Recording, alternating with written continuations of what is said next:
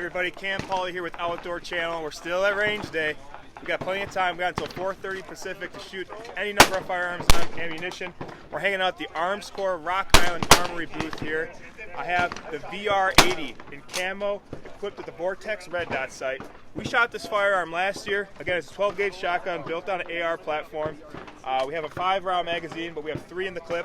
I'm going to go ahead and shoot this, and we're going to hopefully knock some clays down. Let's load up.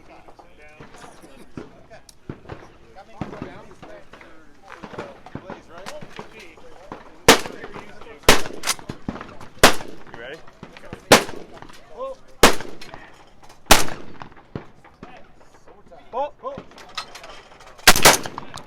Oh. Oh. Awesome. I just love this gun.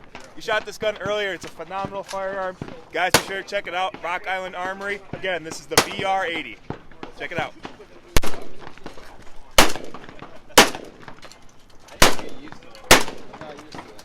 Well, when it dies down, go back.